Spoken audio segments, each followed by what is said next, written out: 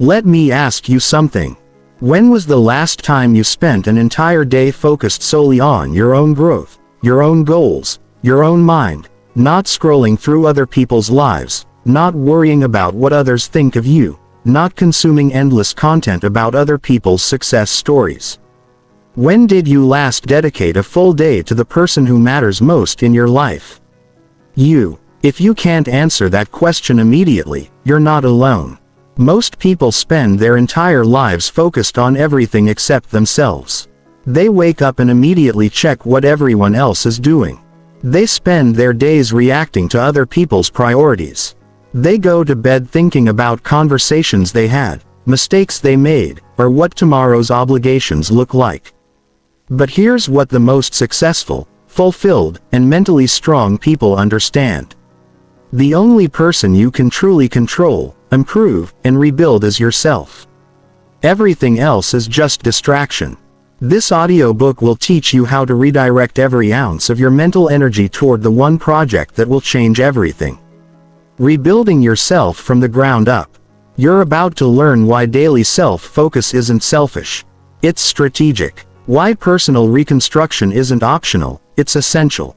And why the people who master this one skill end up living lives that others can only dream about. By the time you finish listening, you'll have a complete system for making yourself your number one priority every single day. Not in a narcissistic way, but in a way that creates such a strong foundation that you can serve others from a place of abundance rather than emptiness. The question isn't whether you need to rebuild yourself. The question is whether you're finally ready to stop making excuses and start making progress. Chapter 1. The Scattering Effect.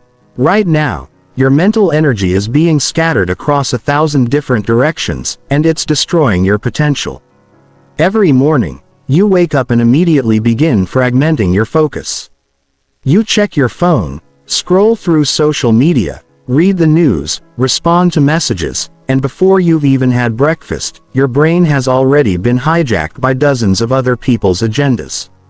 This is what I call the scattering effect, and it's the number one reason why most people never achieve the life they want. They spend so much time and energy focused on external noise that they never develop the internal strength needed to create real change. Think about it. When you wake up and immediately check social media, you're essentially saying everyone else's life is more important than mine. When you spend your commute listening to news about problems you can't solve, you're filling your mind with negativity that serves no constructive purpose. When you spend your lunch break scrolling through other people's highlight reels, you're training your brain to focus on comparison rather than creation. The average person checks their phone 96 times per day. That means every 10 minutes they're interrupting whatever they're doing to focus on something external. Each interruption doesn't just steal that moment. It fragments their entire mental state. Research shows that after each interruption, it takes an average of 23 minutes to fully refocus on the original task. Do the math. If you're interrupting yourself every 10 minutes but need 23 minutes to refocus, you're never actually focused. You're living in a constant state of mental fragmentation. And fragmented minds cannot create extraordinary lives. But the scattering effect goes deeper than just phone usage. It shows up in how you think about your problems instead of focusing on what you can control. Your habits, your skills, your mindset, your daily choices. You focus on what you can't control. You worry about the economy, other people's opinions, past mistakes, or future uncertainties. You spend mental energy analyzing other people's behavior, predicting outcomes you can't influence, or rehearsing conversations that may never happen. This external focus creates a vicious cycle. The more you focus outward, the less you develop inward. The less you develop inward, the more dependent you become on external validation, stimulation, and direction. The more dependent you become on external factors, the less control you have over your own life. Meanwhile, the people who achieve extraordinary results live by a completely different principle. Quote, "They guard their mental energy like their life depends on it, because it does. They understand that attention is the most valuable resource they have, and they refuse to let it be hijacked by anything that doesn't serve their growth. These people don't check their phones first thing in the morning. They start their day with activities that build their internal strength: meditation, exercise, reading, planning, or skill development. They don't consume random content throughout the day. They're intentional about what enters their mind, choosing only information that serves a specific purpose in their growth or goals. They don't waste mental energy on things they can't control. Instead, they channel 100% of their focus toward the things they can influence: their thoughts, their habits, their skills, and their daily actions. This concentrated focus creates a compounding effect that most people never experience. The truth is, your life will never change until you take back control of your attention. As long as your focus is scattered, your results will be scattered. As long as your energy is fragmented, your progress will be fragmented. But the moment you learn to concentrate all of your mental resources on rebuilding yourself, everything changes. This isn't about becoming antisocial or ignoring your responsibilities. It's about recognizing that the strongest, most capable, most fulfilled version of yourself will naturally be better at handling relationships, responsibilities, and challenges. But you can't give what you don't have. And you can't build what you don't focus on. The scattering effect has convinced you that focusing on yourself is selfish, but the opposite is true. People with scattered focus become emotional drains on everyone around them. They're constantly seeking validation, reassurance, and direction from others because they never develop these qualities within themselves. People who focus on rebuilding themselves become sources of strength for everyone around them. They're stable, confident, and purposeful because they've invested the time and energy needed to build these qualities from the inside out.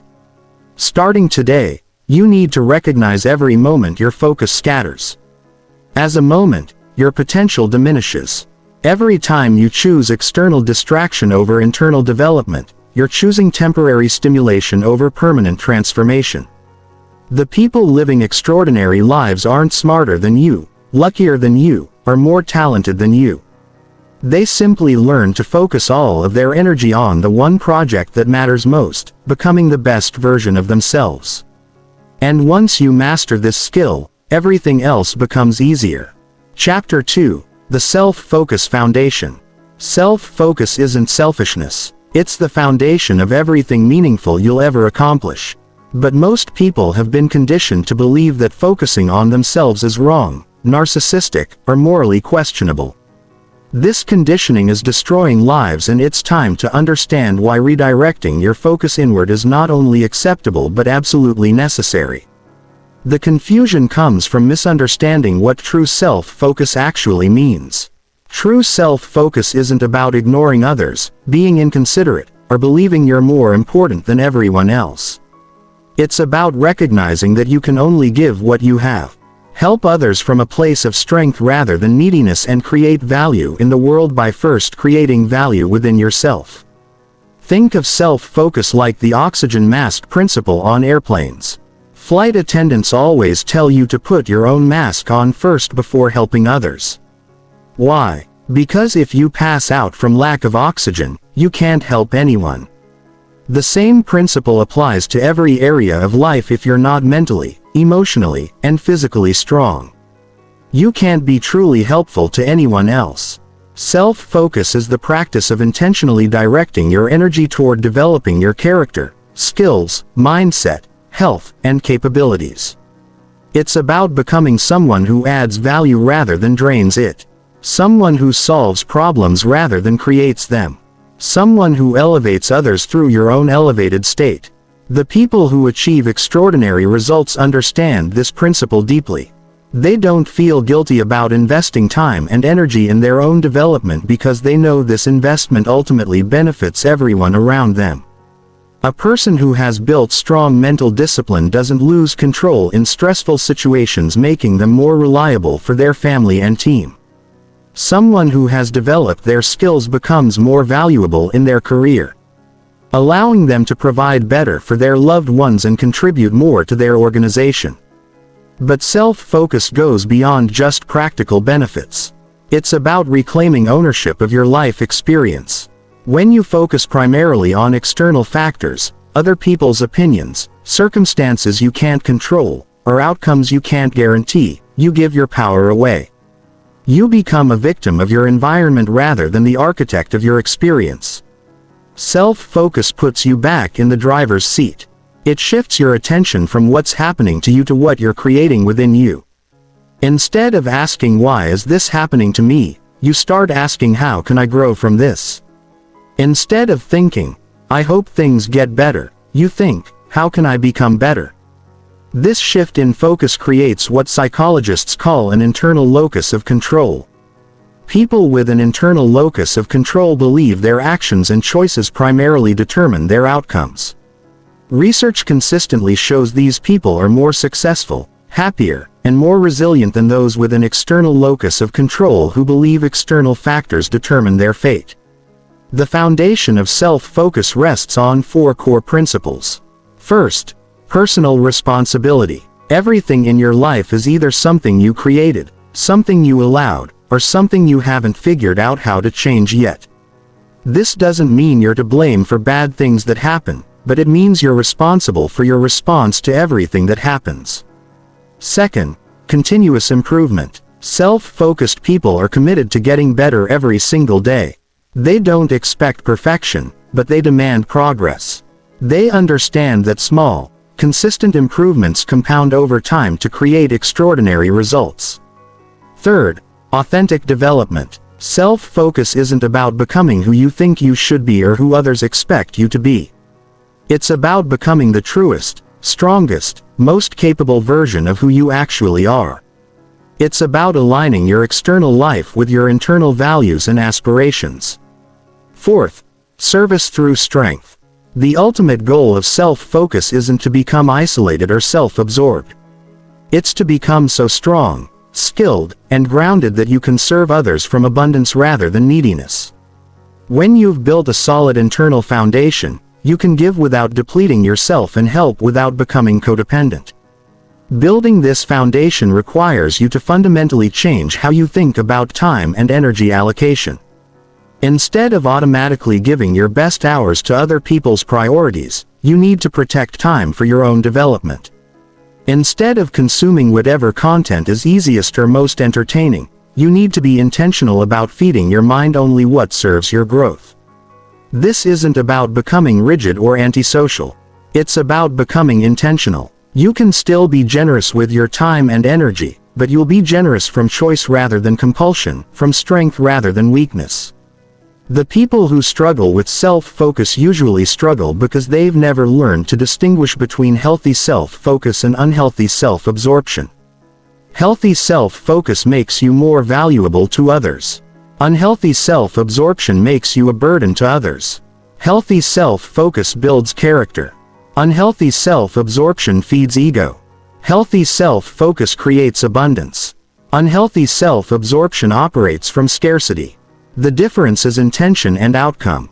When your self-focus is designed to make you more capable, disciplined, skilled, and emotionally stable, it's healthy. When your self-focus is designed to avoid responsibility, seek validation or feed insecurity, it's unhealthy. Starting today, you need to view self-focus as a moral imperative rather than a selfish indulgence. The world needs more people who have done the work to become mentally strong, emotionally stable, physically capable, and spiritually grounded. Your commitment to rebuilding yourself isn't just about improving your own life. It's about becoming someone who can contribute to improving the world. Chapter 3. The Psychology of Personal Reconstruction. Your brain is designed to keep you exactly where you are right now. Understanding this fact is crucial because most people try to change their lives while fighting against their own neurological programming and then wonder why transformation feels so difficult. The key to successful personal reconstruction lies in working with your brain's natural mechanisms rather than against them. The human brain operates on what neuroscientists call the prediction machine model. Your brain's primary job isn't to make you happy or successful. It's to keep you alive and conserve energy. To do this efficiently, It creates predictions about what will happen based on past experiences, then tries to make those predictions come true. This is why familiar patterns feel safe and comfortable even when they're self-destructive. When you try to change, your brain interprets the unfamiliar as potentially dangerous. This triggers what researchers call the threat detection system, which floods your body with stress hormones and creates psychological resistance to change. Your brain literally treats personal growth like a survival threat, which explains why breaking old habits and building new ones can feel like fighting an uphill battle. But here's what most people don't understand. You can reprogram this system by understanding how your brain actually creates change. Neuroplasticity. The brain's ability to rewire itself operates on specific principles that, when properly applied, make transformation not just possible but inevitable. The first principle is repetition with intention. Your brain strengthens neural pathways that get used repeatedly and weakens pathways that go unused. Every time you practice a new thought pattern, behavior, or response, you're literally building new neural infrastructure. But random repetition isn't enough. You need intentional, focused repetition that reinforces the specific changes you want to create. The second principle is emotional significance. Your brain prioritizes information and experiences that carry strong emotional weight. This is why traumatic experiences can rewire your brain so quickly. But it also explains why positive experiences that generate strong emotions create lasting change. When you combine new behaviors with positive emotions like pride, accomplishment, or joy, you accelerate the rewiring process. The third principle is environmental consistency. Your brain uses environmental cues to trigger automatic behaviors. If you want to change your patterns, you need to either change your environment or consciously create new associations with existing environmental triggers. This is why changing your physical space, daily routines, and social environment can be so powerful in supporting personal transformation. The fourth principle is identity alignment. Your brain works hard to maintain consistency with how you see yourself. If you see yourself as someone who struggles with discipline, your brain will look for evidence to confirm this identity and resist evidence that contradicts it. But if you start seeing yourself as someone who is disciplined, your brain will work to maintain consistency with this new identity. Understanding these principles allows you to design a reconstruction process that works with your brain rather than against it. Instead of relying on willpower alone, you create systems that make the changes you want feel natural and automatic. Personal reconstruction also requires understanding the difference between surface-level changes and deep structural changes. Most people focus on changing their behaviors without addressing the underlying beliefs, identity, and mental models that created those behaviors in the first place. This is why most attempts at change fail. They're treating symptoms rather than causes.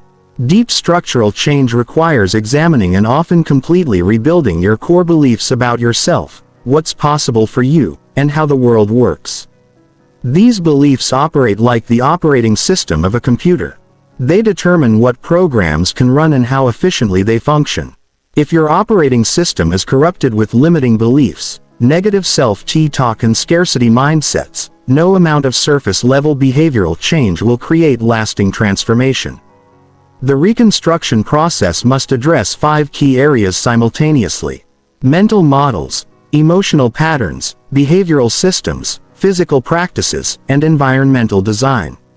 Mental models are the frameworks you use to interpret reality and make decisions.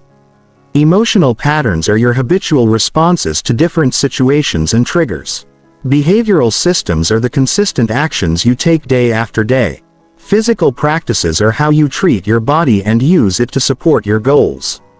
Environmental design is how you structure your surroundings to support or hinder your growth. Most people try to change one area at a time, but this approach is inefficient and often ineffective. The 5 areas are interconnected. Changes in one area can either support or undermine changes in other areas. When you align all 5 areas around the same vision of who you're becoming, transformation happens much faster and with much less resistance. The psychology of reconstruction also requires understanding that setbacks and resistance are not signs of failure. They're natural parts of the change process. Your brain will test your commitment to new patterns by creating situations that trigger your old responses. These tests aren't problems to avoid. They're opportunities to strengthen your new neural pathways. Every time you choose your new response over your old pattern, you're not just making a good choice in that moment. You're literally rewiring your brain to make that good choice more automatic in the future. The key is to expect these tests, prepare for them, and view them as necessary parts of the reconstruction process rather than evidence that change is impossible. The most successful personal reconstructions happen when people approach the process with scientific curiosity rather than emotional attachment to specific outcomes. Instead of judging themselves for old patterns or getting frustrated with the pace of change, they observe their responses, experiment with new approaches, and adjust their strategy based on results. This scientific approach removes the emotional drama from change and allows you to focus on what actually works. You become less concerned with being perfect and more focused on collecting data about what moves you closer to your ideal self. This mindset shift alone can accelerate your reconstruction process by reducing the psychological friction that slows most people down. Chapter 4. Creating your daily self-focus system. The difference between people who successfully rebuild themselves and those who remain stuck isn't willpower, motivation, or natural ability. It's systems. Specifically, it's having a daily self-focus system that ensures you make consistent progress regardless of how you feel, what distractions arise, or what unexpected challenges appear. A daily self-focus system is a structured approach to personal development that removes decision-making from the equation and replaces it with automaticity. Instead of waking up each day wondering what you should work on or hoping you'll find time for growth, you have a predetermined system that guarantees you'll invest time and energy in rebuilding yourself every single day. The power of systems lies in their ability to create consistency without constant willpower. Willpower is a finite resource that gets depleted throughout the day, which is why relying on motivation alone always fails. But when you have a system, you don't need to feel motivated. You just need to follow the process you've already designed. Your daily self-focus system should be built around 5 core components that address different aspects of personal reconstruction.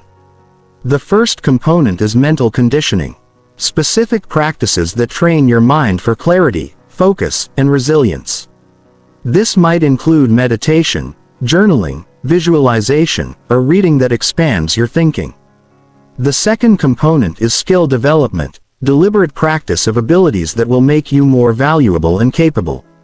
This could be professional skills, creative skills, communication skills, or any other area where improvement will enhance your life and contribution to others. The third component is physical optimization, activities that build strength, endurance, health, and energy.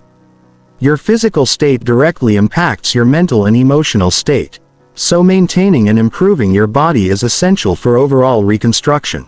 The fourth component is emotional regulation, practices that help you understand, manage, and direct your emotional energy.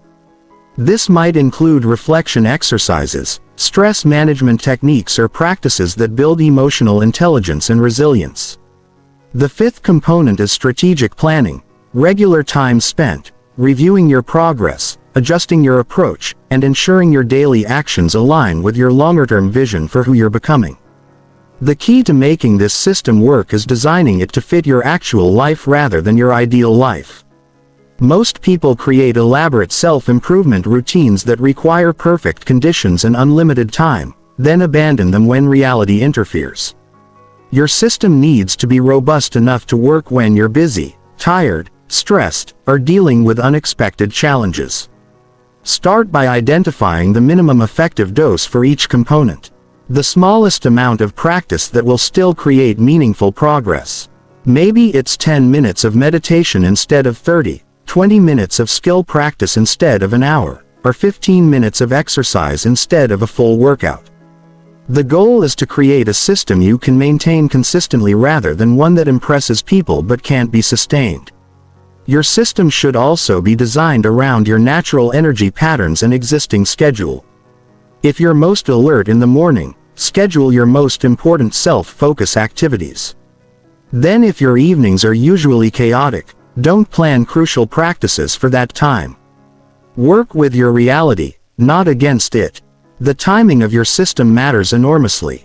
The most successful people protect the first part of their day for self-focus activities before external demands can interfere. This doesn't mean you need to wake up at 4 a.m., but it does mean prioritizing your reconstruction before you prioritize everyone else's needs and expectations. Implementation should be gradual and strategic. Don't try to implement your entire system at once. This overwhelms your brain's ability to adapt and almost guarantees failure. Instead, add one component at a time, spending 1 to 2 weeks, making each practice automatic before adding the next one. This allows your brain to adapt to each change before introducing new challenges. Your system also needs built-in flexibility and adaptation mechanisms. Life will interfere with your routine and your needs will evolve as you grow. Build contingency plans for different scenarios. What's your minimum system when you're traveling, sick, or dealing with major life events? How will you adjust your practices as your skills and goals develop? Tracking and measurement are essential for maintaining momentum and motivation. You need clear metrics that show whether your system is working and where adjustments are needed. This might be as simple as checking off completed practices each day or as sophisticated as tracking specific metrics related to your goals. But avoid turning measurement into an obsession that distracts from the actual practices. The goal is to have enough data to make informed adjustments to your system, not to get lost in tracking for its own sake. Your system should also include regular review and optimization periods.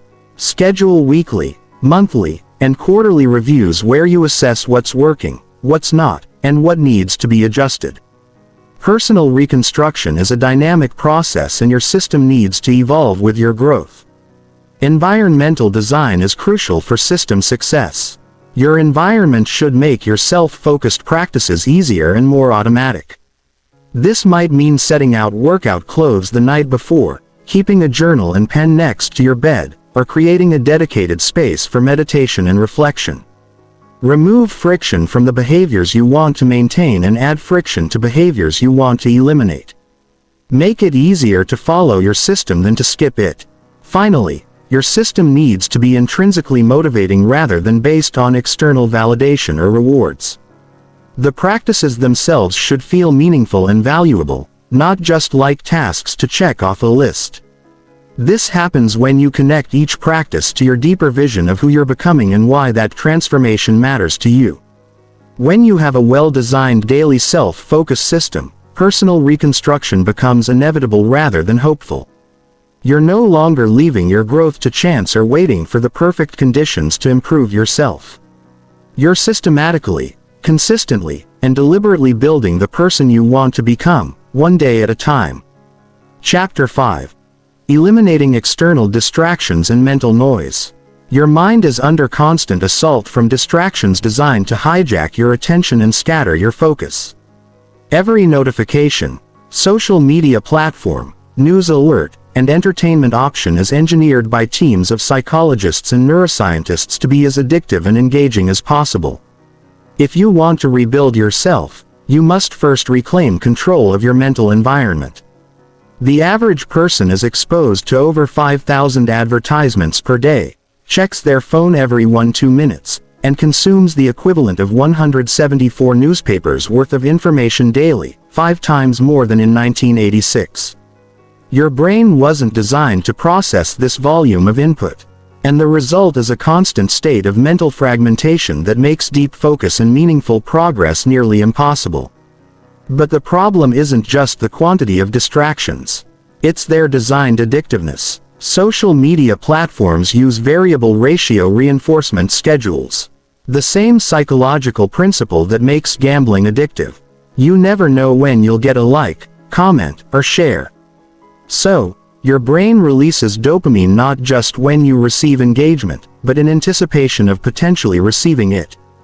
This creates a neurochemical addiction that hijacks your brain's reward system.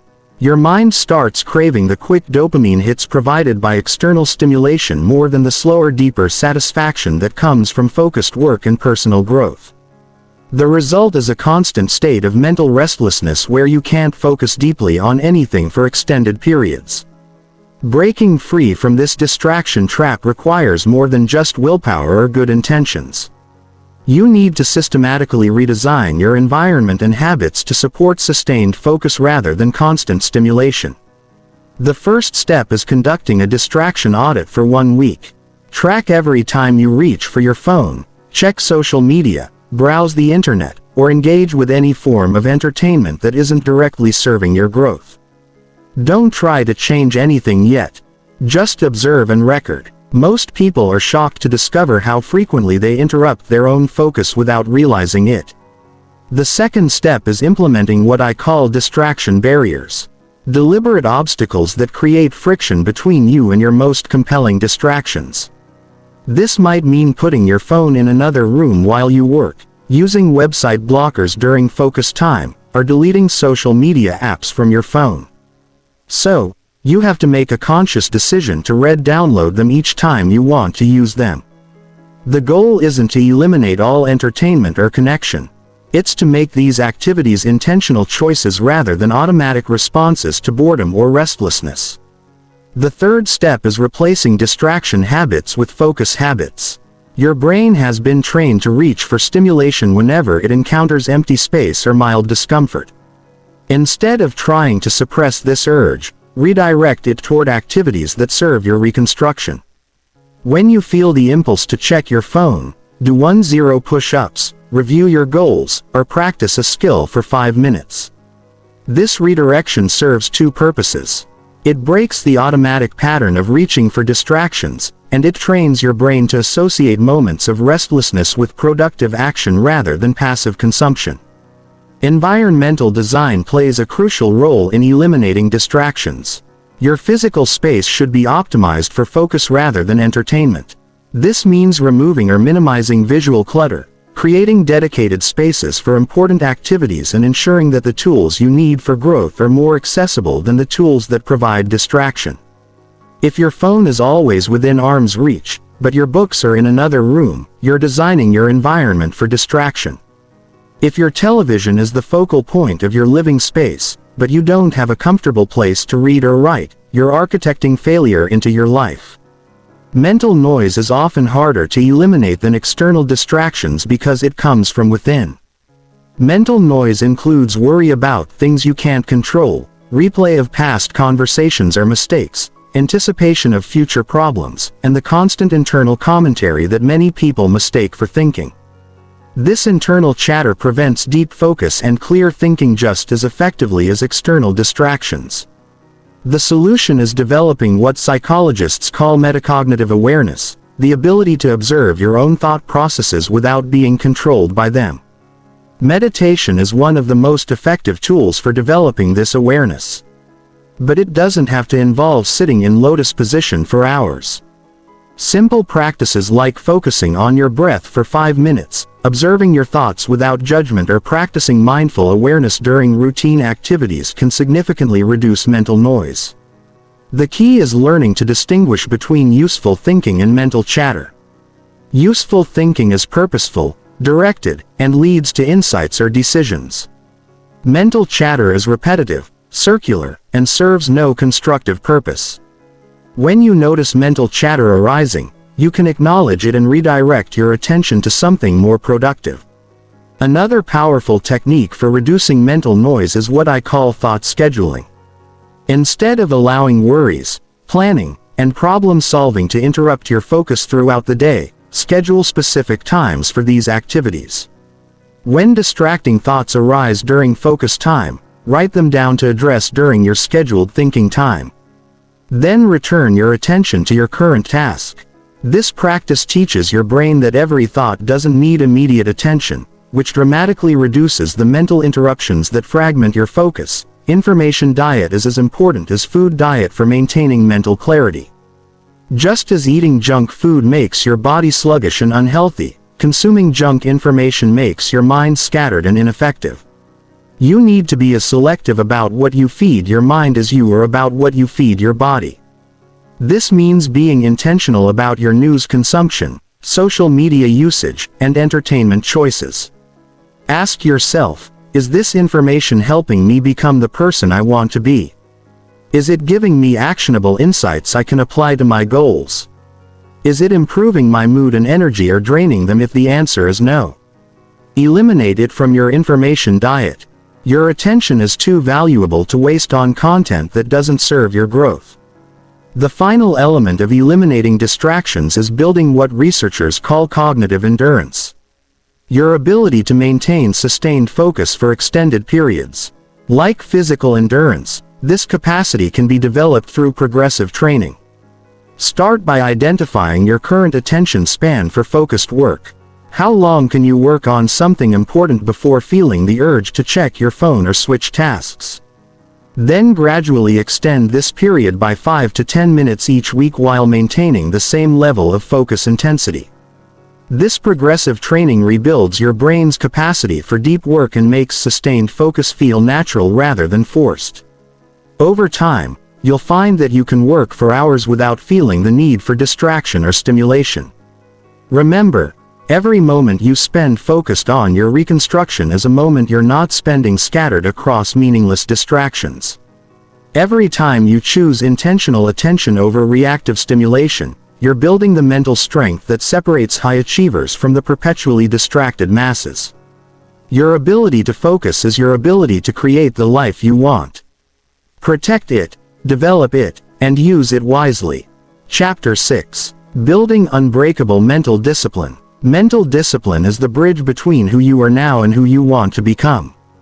It's the ability to do what needs to be done regardless of how you feel, what obstacles arise, or how uncomfortable the process becomes. Without mental discipline, all your plans, goals, and systems are just wishful thinking. Most people fundamentally misunderstand what mental discipline actually is.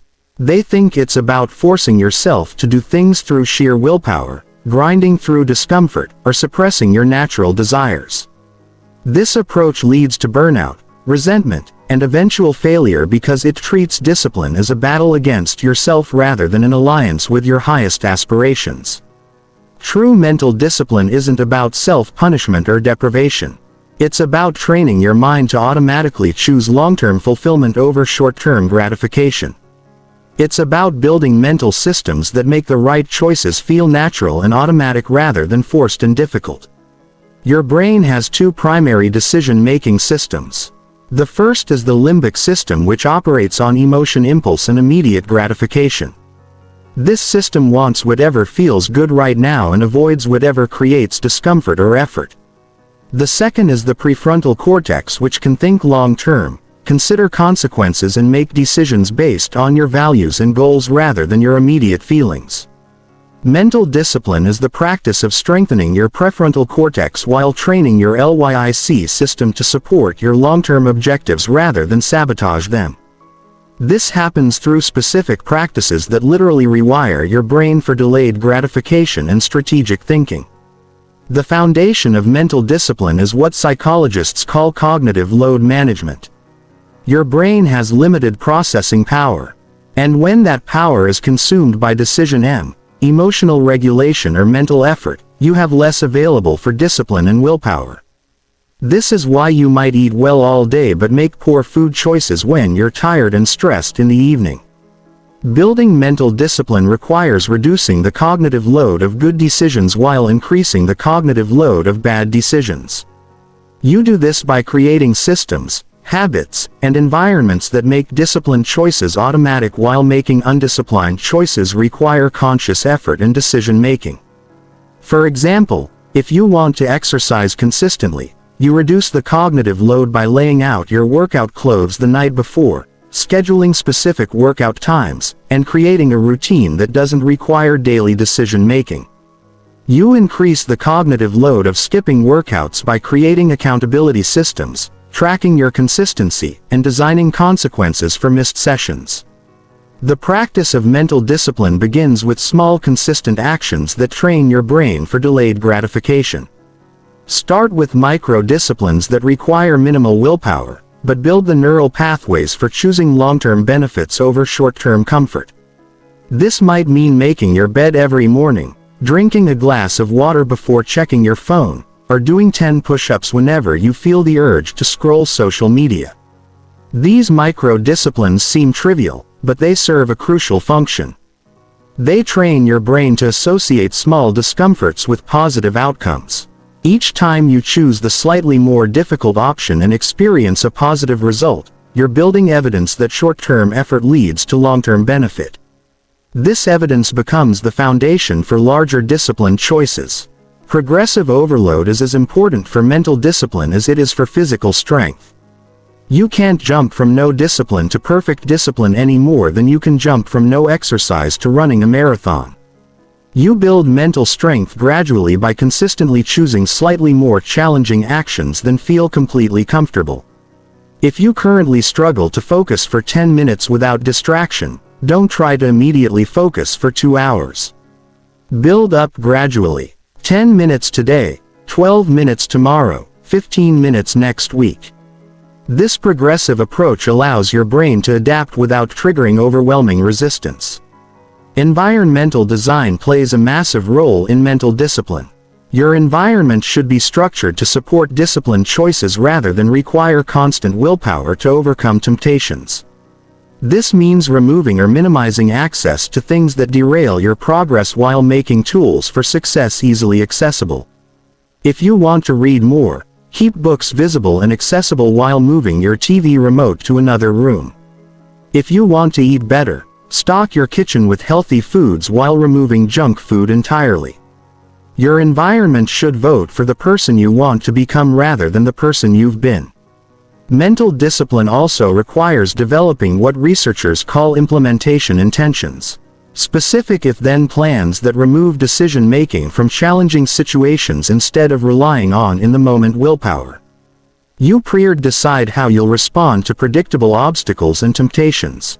For example, if I feel like checking social media during work hours, then I will do 5 deep breaths and return to my current task.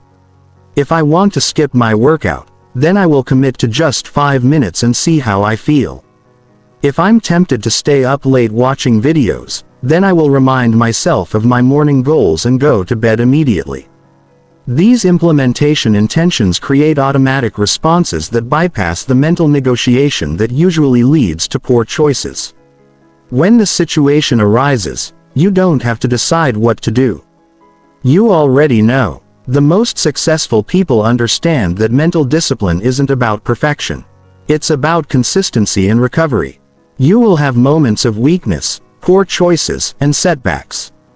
The key is developing the ability to return to disciplined behavior quickly rather than using one mistake as an excuse to abandon your standards entirely. This requires what psychologists call self-compassion without self-indulgence.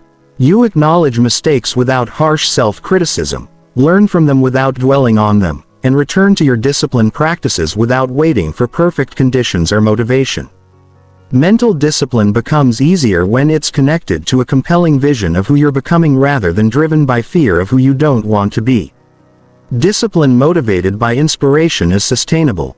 Discipline motivated by shame or fear eventually leads to rebellion and burnout. Regularly connect your daily disciplined actions to your long-term vision. Remind yourself why these small, sometimes uncomfortable choices matter. When you can clearly see how today's discipline creates tomorrow's freedom, making the right choice becomes easier. Chapter 7. Physical optimization for mental performance. Your body is not separate from your mind. It's the foundation that supports every mental process you engage in. The state of your physical health directly impacts your ability to think clearly, regulate emotions, maintain focus, and execute your plans. Optimizing your physical condition isn't vanity. It's a strategic requirement for personal reconstruction. Research consistently shows that physical fitness correlates with improved cognitive function, emotional stability, stress resilience, and overall life satisfaction. When you improve your physical condition, you're not just building a stronger body. You're creating a more capable brain and a more resilient nervous system. The connection between physical and mental performance operates through multiple mechanisms. Exercise increases the production of brain-derived neurotrophic factor, a protein that promotes the growth of new neural connections and protects existing brain cells.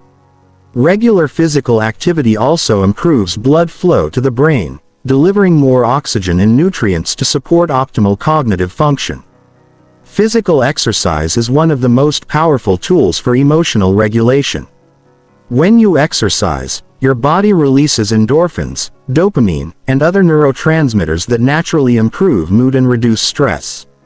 More importantly, regular exercise increases your overall stress tolerance, making you more resilient when facing challenges and setbacks. But physical optimization goes far beyond just exercise. It encompasses sleep quality, nutrition, hydration, posture, breathing, and recovery practices. Each of these elements impacts your mental performance, and optimizing them systematically can dramatically enhance your ability to focus, learn, and execute your reconstruction plans. Sleep is the foundation of physical and mental optimization. During sleep, your brain consolidates memories, processes emotions, clears metabolic waste, and prepares for optimal performance the next day. Poor sleep quality impairs decision-making, emotional regulation, creativity, and willpower, essentially sabotaging every aspect of personal development. Most people know they should get more sleep, but few understand how to optimize sleep quality. It's not just about the number of hours. It's about creating conditions that support deep restorative sleep. This means maintaining consistent sleep and wake times, creating a cool, dark, quiet sleep environment, and avoiding stimulants and screens before bedtime. Your pre-LA routine is as important as your sleep duration. Spend the hour before bed engaging in calming activities that signal to your brain that it's time to wind down. This might include reading, gentle stretching, meditation, or planning the next day. Avoid stimulating content, emotional conversations, or mentally demanding tasks that can keep your brain activated when it should be preparing for rest. Nutrition directly impacts your cognitive function and emotional state. Your brain consumes about 20% of your daily calories and requires steady glucose levels to function optimally. Extreme dietary fluctuations, processed foods, and nutrient deficiencies can create brain fog, mood swings, and decreased mental performance. Focus on eating foods that provide sustained energy rather than quick spikes and crashes. This generally means emphasizing protein, healthy fats, and complex carbohydrates while minimizing processed foods, excess sugar, and artificial additives.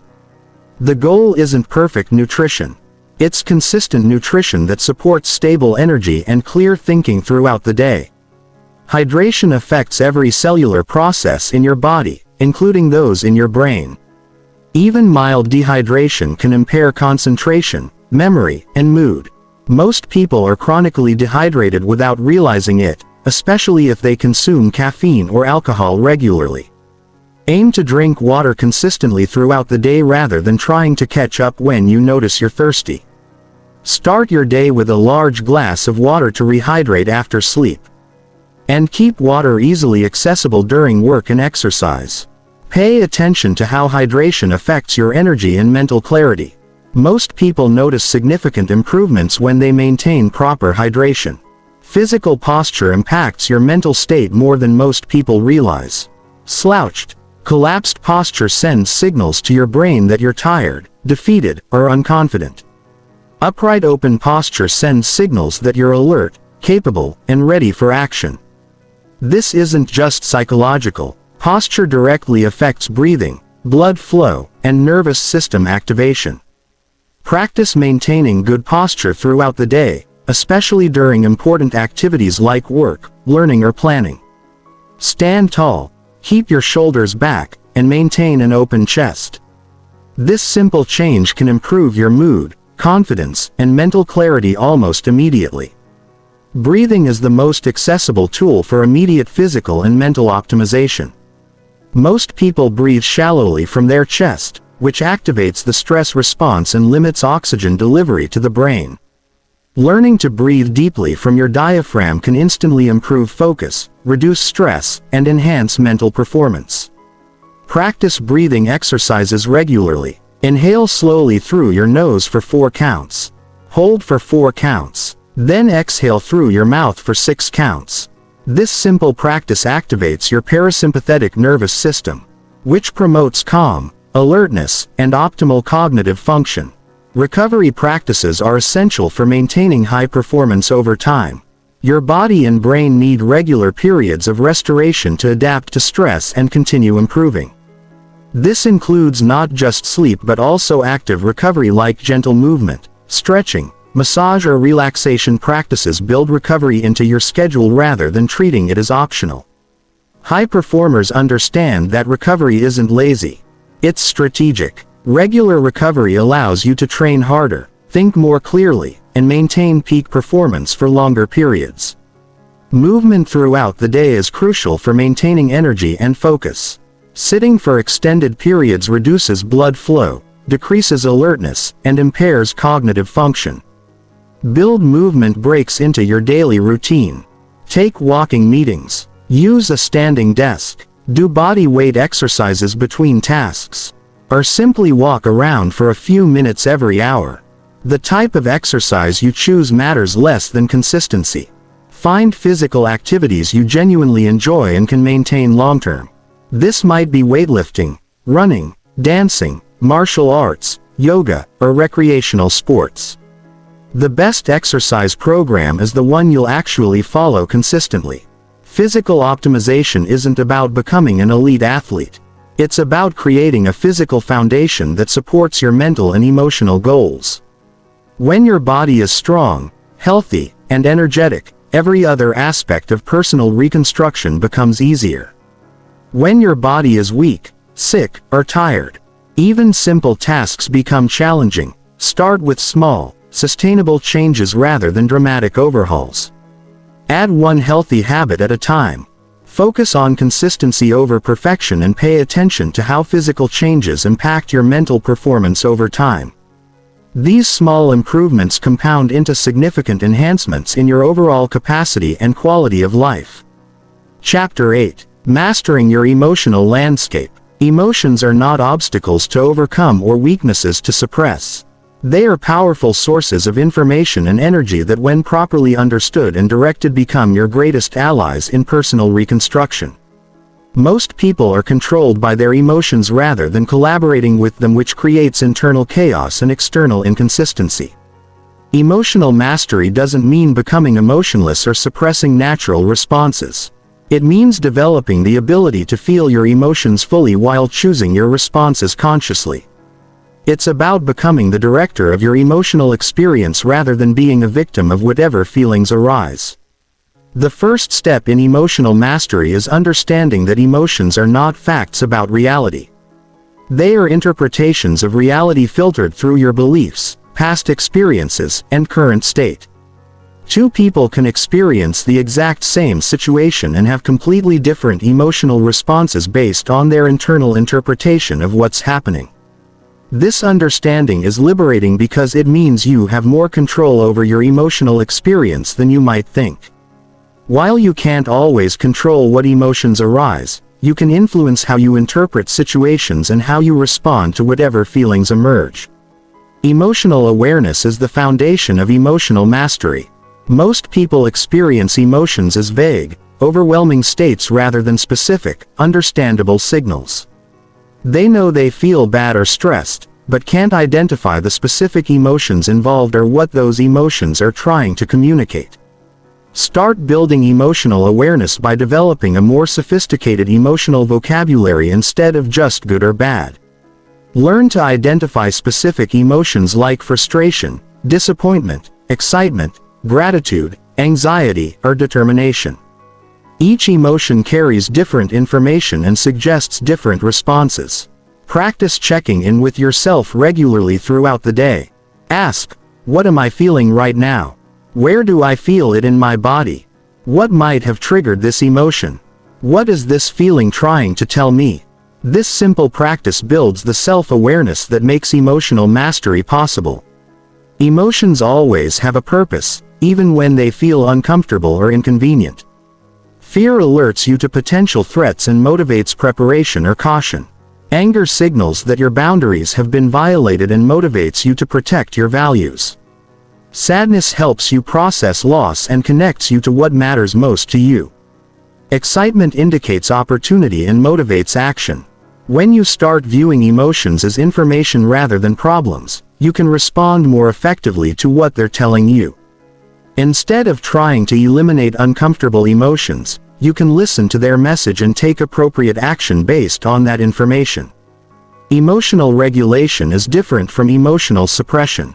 Suppression involves pushing emotions down or pretending they don't exist, which typically makes them stronger and more problematic.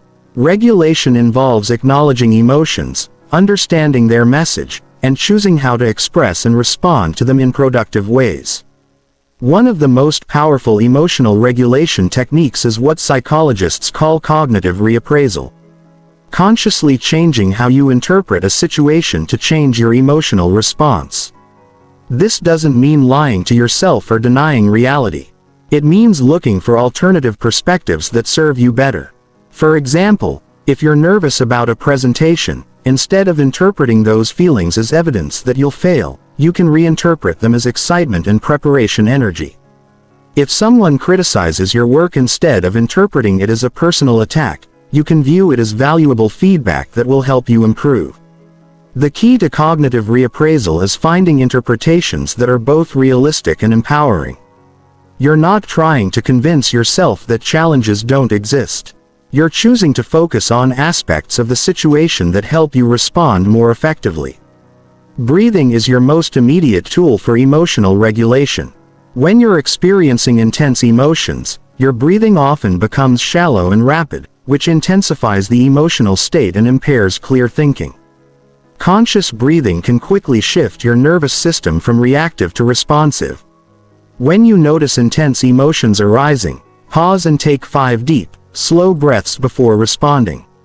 This simple practice activates your parasympathetic nervous system, reduces stress hormones, and gives your prefrontal cortex time to engage before your limbic system takes over. Physical movement is another powerful tool for emotional regulation. Emotions create energy in your body, and sometimes the best way to process that energy is through movement. This might mean going for a walk when you're angry, doing jumping jacks when you're anxious, or dancing when you're excited. The goal isn't to eliminate the emotion, but to move the energy through your system in a healthy way that leaves you feeling more balanced and clear-headed. Emotional boundaries are essential for maintaining your emotional well-being while rebuilding yourself. You need to learn to distinguish between your emotions and other people's emotions, and to take responsibility for your emotional state rather than making others responsible for how you feel. This means not taking on other people's emotional states as your own. Not trying to control how others feel, and not expecting others to manage your emotions for you. You can be empathetic and supportive without becoming emotionally anxious or codependent. Emotional mastery also requires developing what researchers call emotional granularity, the ability to distinguish between similar emotions with nuance and precision. Instead of just feeling upset, you might recognize that you're feeling disappointed, frustrated, and slightly anxious about a specific outcome. This granularity allows for more targeted and effective responses. Disappointment might call for adjusting expectations or finding alternative approaches. Frustration might indicate the need for a break or different strategy. Anxiety might suggest the need for more preparation or support. Building positive emotional states is as important as managing difficult ones. Gratitude, enthusiasm, curiosity, and determination are not just nice feelings. They are powerful psychological states that enhance your ability to learn, create, and persevere through challenges. Cultivate positive emotions intentionally through practices like gratitude journaling, celebrating small wins, engaging in activities that genuinely excite you, and surrounding yourself with people who inspire and uplift you. These positive states create upward spirals that make personal reconstruction easier and more enjoyable. Remember that emotional mastery is a lifelong practice, not a destination. You'll continue to encounter new emotional challenges as you grow and face new situations. The goal is to build the skills and awareness that allow you to navigate any emotional landscape with wisdom, grace, and effectiveness. Chapter 9. Accelerated Learning and Skill Acquisition. The speed at which you acquire new skills and knowledge directly determines how quickly you can rebuild yourself into the person you want to become in a rapidly changing world. Your ability to learn faster than problems evolve is not just an advantage, it's a survival requirement. Most people approach learning the same way they did in school, passively consuming information and hoping it sticks. This approach is inefficient, frustrating, and often ineffective for real-world skill development. Accelerated learning requires understanding how your brain actually acquires new capabilities and designing your learning process around those principles. The first principle of accelerated learning is that skills are built through deliberate practice, not passive consumption. Reading about something or watching videos teaches you about a skill, but it doesn't give you the skill itself. Skills are developed through repeated practice with immediate feedback and progressive difficulty. This means you need to move from theory to practice as quickly as possible. Spend 20% of your time learning about a skill and 80% of your time practicing it. The practice should be focused, challenging, and designed to push you slightly beyond your current comfort zone. Deliberate practice is different from mindless repetition. It involves specific goals for each practice session, immediate feedback on your performance, and conscious effort to improve specific aspects of your skill. Simply doing something repeatedly won't make you better if you're not actively trying to improve specific elements. Set up your practice sessions with clear objectives. What specific aspect of this skill am I trying to improve today? How will I know if I'm improving? What feedback mechanisms will tell me if I'm practicing correctly? This focused approach accelerates improvement far beyond casual practice. The 80/20 principle applies powerfully to skill acquisition. In any skill, roughly 20% of the components will give you 80% of the results. Your job as an efficient learner is to identify and focus on those high-impact elements first rather than trying to master everything simultaneously. For example, if you're learning a new language, focus first on the most commonly used words and phrases rather than trying to learn vocabulary alphabetically. If you're learning to code, master the fundamental concepts that appear in every program before diving into advanced techniques. This requires researching what truly matters in your chosen skill. Find experts, study what they consider most important, and design your practice around those core elements.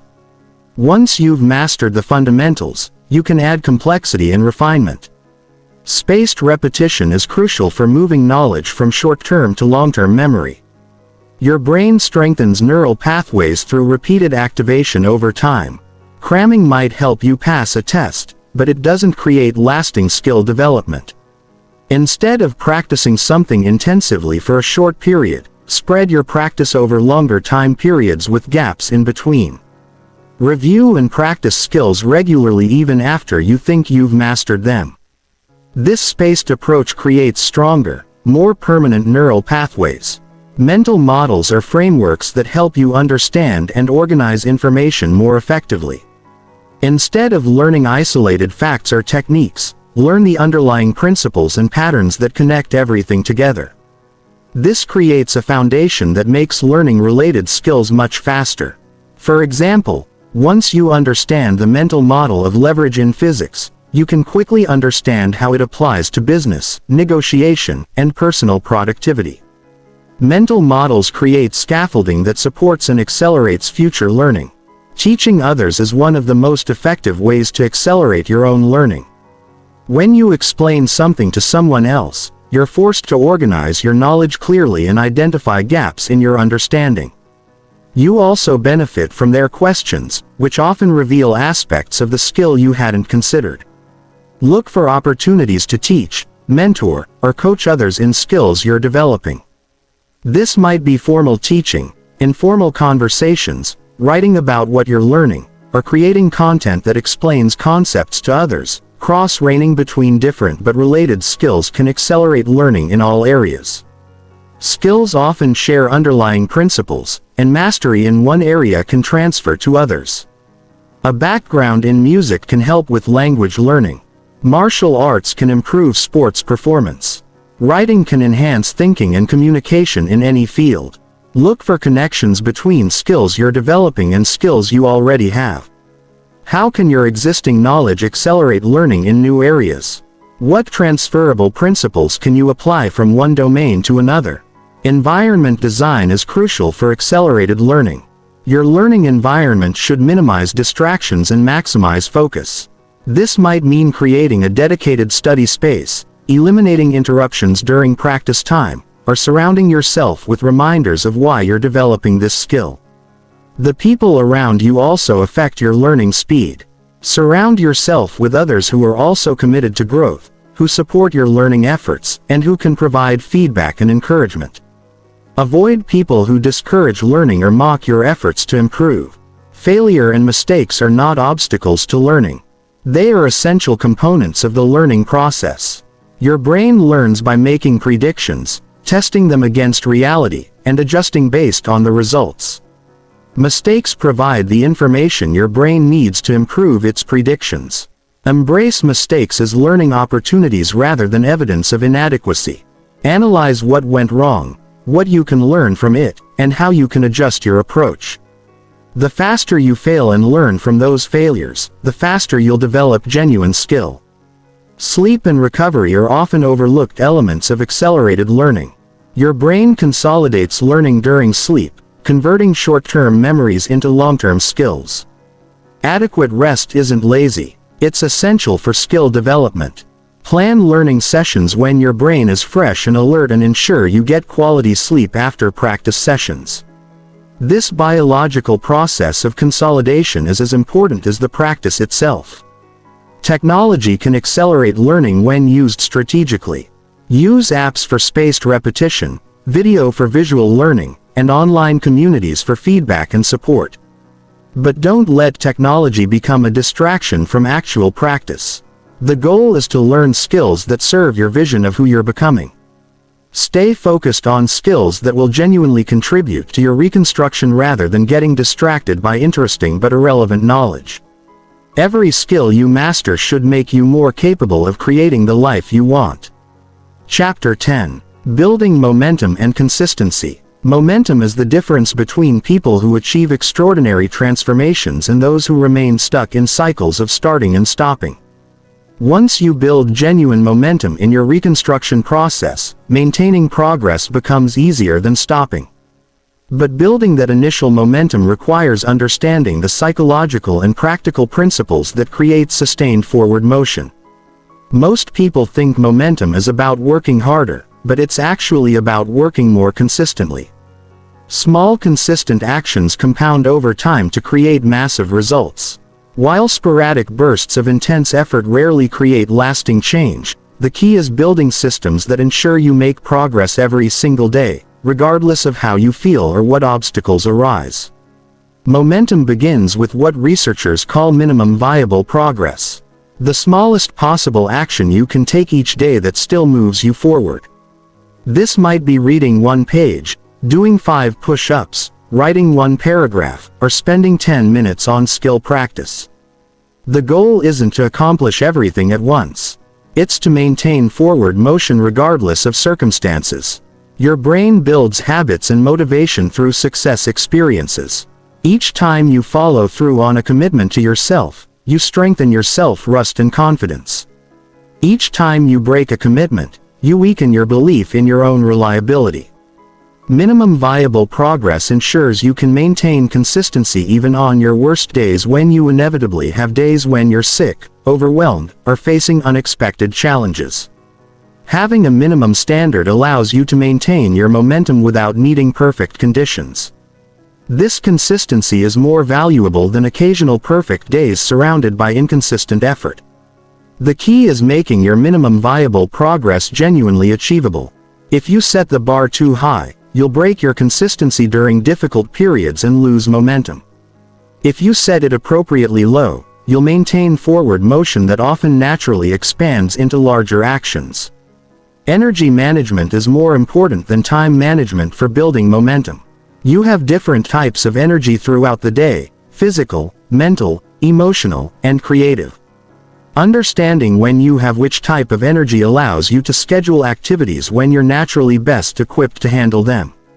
Most people try to do their most important work when they have the least energy available. Then wonder why they struggle with consistency. Schedule your reconstruction activities during your peak energy periods and use low energy times for maintenance tasks or recovery. This might mean doing creative work first thing in the morning when your mind is fresh, exercising when your physical energy is highest, or doing planning and reflection when you're mentally alert, but not necessarily physically energetic. Progress tracking is essential for maintaining momentum because it makes your improvement visible and concrete. Without tracking, progress often feels invisible, which undermines motivation and consistency. But effective tracking focuses on leading indicators rather than lagging indicators. Leading indicators are the daily actions you can control, like time spent practicing, pages read, or workouts completed. Lagging indicators are the results those actions eventually produce, like skill level achieved, knowledge gained, or fitness improvements. Focus your tracking on leading indicators because they give you immediate feedback on your consistency and allow you to adjust your approach quickly. Lagging indicators often change slowly and can be influenced by factors beyond your control. Keep your tracking simple and sustainable. Elaborate tracking systems often become burdens that drain energy rather than providing motivation. A simple check mark for each daily action is often more effective than complex metrics and measurements. Celebration and acknowledgement are crucial for maintaining momentum. Your brain needs positive reinforcement to maintain behaviors over time. Most people are good at criticizing themselves for mistakes but terrible at acknowledging their progress and consistency. Build regular celebration into your reconstruction process. This might be weekly reviews where you acknowledge your consistency, monthly assessments where you recognize your progress, or daily moments where you appreciate your effort. The celebration doesn't need to be elaborate. Simple acknowledgement and appreciation are often enough. Social momentum can dramatically accelerate your individual momentum. When you're surrounded by other people who are also committed to growth, their energy and consistency support your own. This might happen through accountability partners, online communities, local groups, or mentorship relationships. Choose your social environment carefully. People who aren't committed to growth will often unconsciously sabotage your momentum through discouragement, temptation, or negative energy. Surround yourself with people who support and inspire your reconstruction efforts. Obstacle preparation prevents momentum loss when challenges arise. Instead of hoping everything will go smoothly, identify the most likely obstacles to your consistency and create specific plans for dealing with them. What will you do when you're traveling? How will you maintain your practices when you're sick? What's your plan when work becomes unusually demanding? How will you handle family emergencies or unexpected commitments? Having predetermined responses to common obstacles allows you to maintain momentum even when life becomes chaotic. You don't have to make decisions in the moment when your willpower is depleted. You simply follow the plan you created when you were thinking clearly. Seasonal adjustment helps maintain long-term momentum by acknowledging that your energy, motivation, and circumstances naturally fluctuate throughout the year.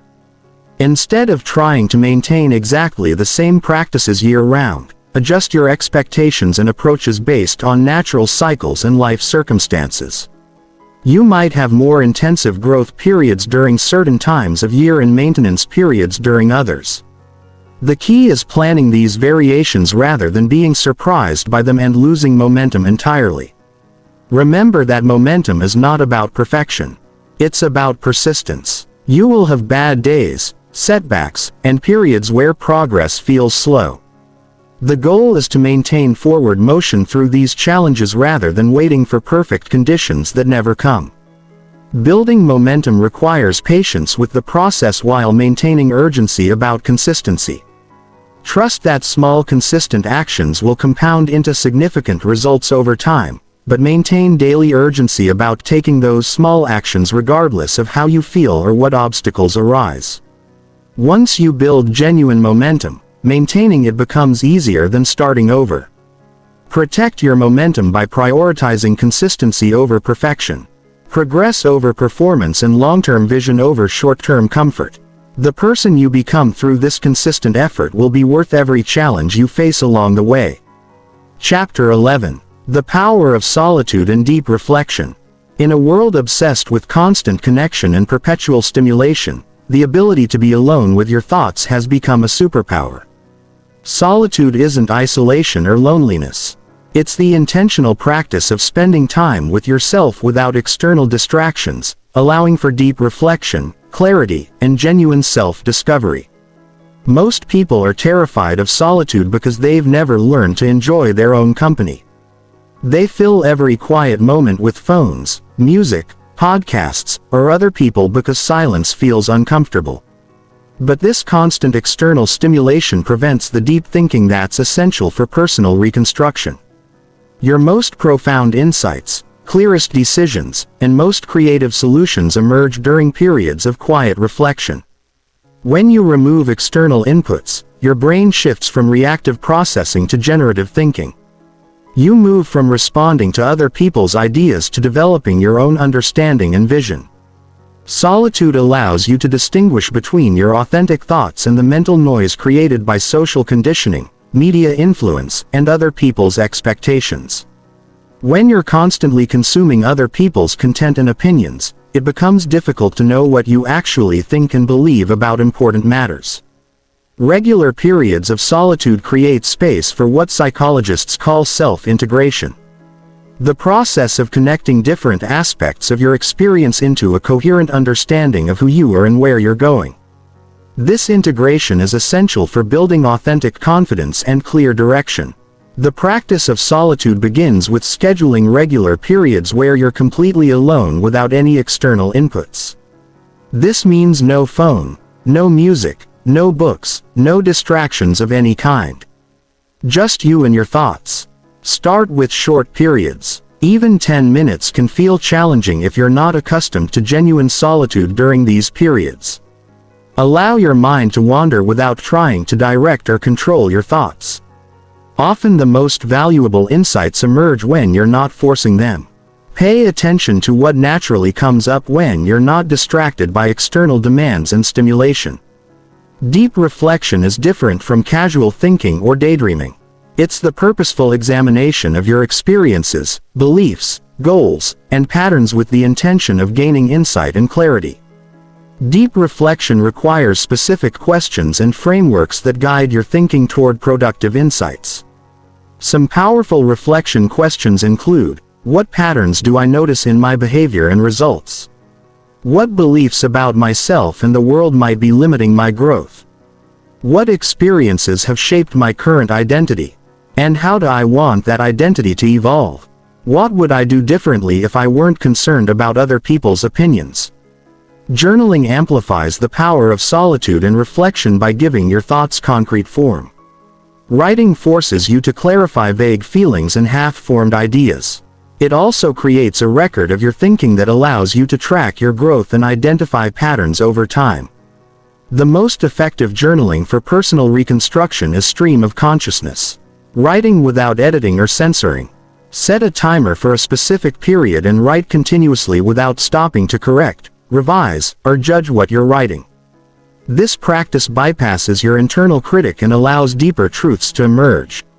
Solitude also provides space for what researchers call prospective thinking.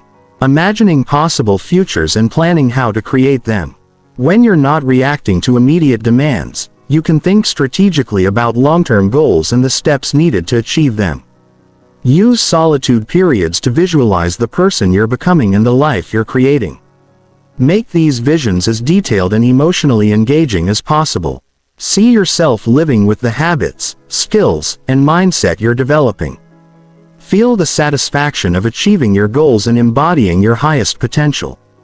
This perspective thinking serves multiple purposes. It clarifies your direction, increases motivation, and actually begins rewiring your brain to support the behaviors needed to make your vision reality. Neuroscience shows that mentally rehearsing future scenarios strengthens the neural pathways involved in those behaviors. Solitude is also essential for processing difficult emotions and experiences. When you're constantly distracted, challenging feelings get pushed down rather than properly processed. This emotional backlog eventually surfaces as anxiety, depression, or behavioral problems. Use solitude periods to sit with uncomfortable emotions without trying to fix or eliminate them. Ask yourself what these feelings are trying to communicate. What needs aren't being met? What situations require attention or change? What lessons can you extract from difficult experiences? This emotional processing prevents the accumulation of unresolved issues that can sabotage your reconstruction efforts. It also builds emotional resilience and self-awareness that serve you in all areas of life. The fear of solitude often stems from fear of what you might discover about yourself. Many people stay busy and distracted to avoid confronting uncomfortable truths about their lives, relationships, or choices. But avoiding these truths doesn't make them disappear. It just prevents you from addressing them constructively. Embrace solitude as an opportunity for honest self-assessment. What aspects of your life aren't working? What patterns do you need to change? What dreams have you abandoned that still call to you? This honest assessment is the first step toward meaningful change. Solitude shouldn't be escaped through spiritual or philosophical bypassing using lofty concepts to avoid practical realities. True self-reflection examines both your highest aspirations and your current limitations. It's about understanding where you are, where you want to go, and what stands in your way. Regular solitude practice creates what psychologists call psychological space, the mental and emotional room needed to respond to life consciously rather than react automatically when you're comfortable with solitude. You're less dependent on external validation, stimulation, and direction. This independence allows you to make decisions based on your own values and vision rather than social pressure or emotional impulses. You become more confident in your own judgment and less swayed by other people's opinions or expectations. The quality of your solitude matters more than the quantity. 30 minutes of genuine distraction-free reflection is more valuable than hours of being physically alone while mentally consumed with external concerns. Focus on creating periods of true mental solitude rather than just physical isolation. As you develop comfort with solitude, you'll begin to crave these periods rather than fear them. You'll recognize them as essential for maintaining clarity, processing experiences, and staying connected to your authentic self. Solitude becomes not just a practice, but a sanctuary that supports all your reconstruction efforts. Chapter 12. Eliminating toxic relationships and energy drains. The people you surround yourself with either accelerate your reconstruction or sabotage it. There's no neutral ground when it comes to relationships. Every person in your life either adds energy, vision, and support to your growth or drains your resources and undermines your progress. Recognizing and eliminating toxic relationships isn't cruelty. It's essential self-preservation. Toxic relationships come in many forms, but they all share common characteristics. They consistently leave you feeling drained, diminished, or discouraged. These relationships might involve people who are negative, manipulative, constantly critical, emotionally unstable, or simply incompatible with the direction you're heading. The most insidious toxic relationships are those that aren't obviously harmful. These might be friendships with people who subtly discourage your growth, family members who guilt you into maintaining old patterns, or colleagues who create unnecessary drama and stress. Because the damage isn't dramatic, you might tolerate these relationships for years while they slowly erode your energy and confidence. Understanding the true cost of toxic relationships is crucial for building the motivation to address them. Every conversation that leaves you feeling worse about yourself is time and energy that could have been invested in your reconstruction. Every person who discourages your goals is actively working against your transformation, even if they claim to care about you. Toxic people often disguise their negativity as concern, realism, or love. They'll tell you they're just looking out for you when they discourage your ambitions, or they're being honest when they consistently point out your flaws. Learning to recognize these disguised attacks is essential for protecting your reconstruction process. The first step in eliminating toxic relationships is conducting a relationship audit. List the people you spend the most time with and honestly assess how each relationship affects your energy, mood, and motivation. After spending time with each person, do you feel energized or drained? Inspired or discouraged? Confident or insecure? Pay attention to patterns rather than isolated incidents. Everyone has bad days and moments of negativity, but toxic people consistently create negative experiences. They drain your energy more often than they add to it, and they rarely contribute to your growth or well-being. Some relationships are clearly toxic and need to be eliminated entirely.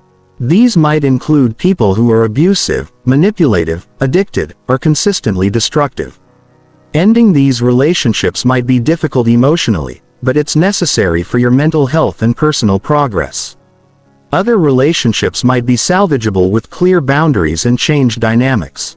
You might love someone who isn't supportive of your growth, but you can limit discussions about your goals and reduce the time you spend together. The key is protecting your reconstruction process while maintaining whatever value the relationship provides. Boundary setting is often more effective than relationship elimination, especially with family members or long-term friends. You can't control other people's behavior, but you can control how much access they have to your time, energy, and emotional state. Clear boundaries might include limiting certain topics of conversation, reducing the frequency of contact, ending conversations that become negative or unproductive, or simply spending less time with people who consistently drain your energy. The goal is protecting your reconstruction efforts while maintaining civility and respect. Many people struggle with ending toxic relationships because they feel guilty about abandoning others or worry about hurting people's feelings. But you're not responsible for other people's emotional reactions to your healthy choices. You're only responsible for creating the conditions that support your own growth and well-being. Remember that maintaining toxic relationships often enables the other person's negative patterns. When you consistently tolerate poor treatment or negative behavior, you're actually preventing that person from experiencing the natural consequences that might motivate them to change. Energy vampires are people who consistently drain your emotional and mental resources without providing equivalent value in return. They might be perpetual victims who never take responsibility for their problems, constant complainers who refuse to seek solutions, or people who always make conversations about their drama and issues. Protecting yourself from energy vampires requires recognizing their patterns and implementing strategies to limit their impact. This might mean setting time limits on conversations, refusing to engage with repetitive complaints, or redirecting conversations away from their preferred dramatic topics. Victim mentality is particularly toxic because it's contagious. People who consistently see themselves as victims of circumstances, other people, or bad luck can unconsciously encourage you to adopt the same perspective. This mindset is incompatible with personal reconstruction, which requires taking responsibility for your choices and outcomes. Distance yourself from people who consistently blame others for their problems. Refuse to take action to improve their situations or try to convince you that external circumstances determine your fate. Their perspective can undermine your commitment to personal responsibility and growth. Jealousy and envy are common responses when you begin seriously working on personal reconstruction. Some people in your life might feel threatened by your growth because it highlights their own stagnation.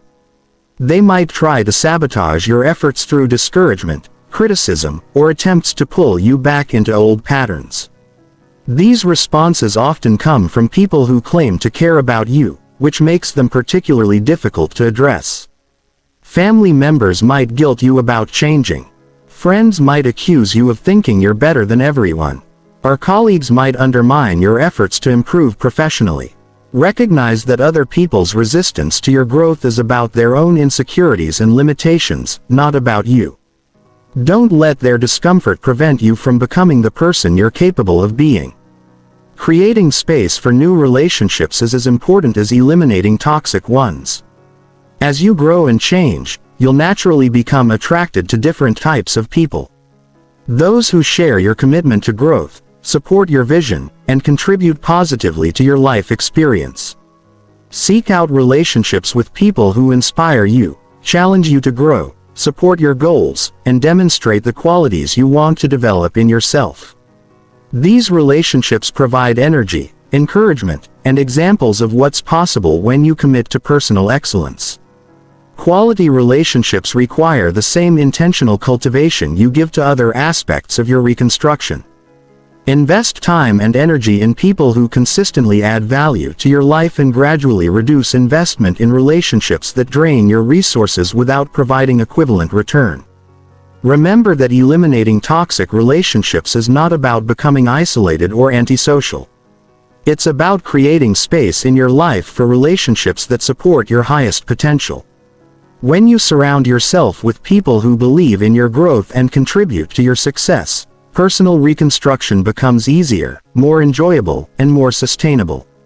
Chapter 13. Advanced Mental Models and Strategic Thinking. The quality of your thinking determines the quality of your life. Most people operate with outdated, limiting, or simply ineffective mental models that constrain their ability to see opportunities, solve problems, and create the results they want. Upgrading your thinking patterns isn't just helpful for personal reconstruction. It's essential. Mental models are the frameworks your brain uses to interpret reality and make decisions. They're like the operating system of your mind, determining what information you notice, how you interpret events, and what responses seem possible or appropriate. Most people never consciously examine or upgrade their mental models, which means they're operating with default programming that might not serve their goals. The most powerful mental model for personal reconstruction is what researchers call growth mindset. The belief that abilities, intelligence, and talents can be developed through effort, learning, and persistence. This model fundamentally changes how you interpret challenges, failures, and setbacks. With a growth mindset, obstacles become opportunities to develop new capabilities. Failures become information about what doesn't work and guidance toward what might work better. Criticism becomes input for improvement rather than attacks on your worth. This mental shift alone can dramatically accelerate your reconstruction process. The opposite is fixed mindset. The belief that abilities and traits are permanent and unchangeable. This model creates learned helplessness, fear of failure, and resistance to challenges. People with fixed mindsets avoid situations where they might fail or look incompetent, which severely limits their learning and growth. Cultivating growth mindset requires consciously changing how you interpret your experiences. Instead of thinking, "I'm not good at this," think, "I'm not good at this yet."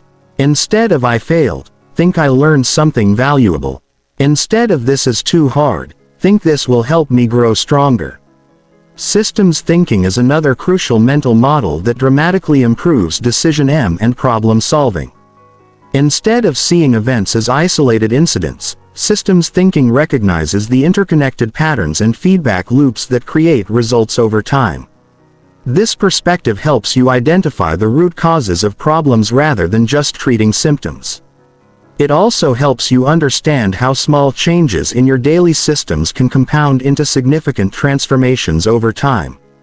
When you think in systems, you focus more on processes than outcomes, which leads to more sustainable and predictable results. The compound effect is a mental model that reveals how small consistent actions create exponential results over time. Most people underestimate the power of small improvements because the effects aren't immediately visible. But when you understand how improvements compound, you become more patient with the process and more committed to consistency.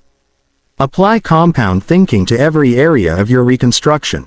Small daily improvements in your skills, knowledge, habits, and mindset create massive changes over months and years.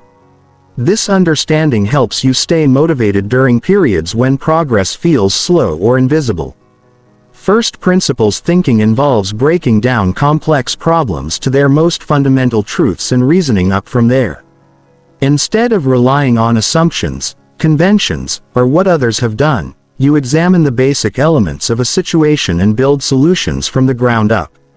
This mental model is particularly powerful for personal reconstruction because it helps you question limiting beliefs and conventional wisdom about what's possible for your life.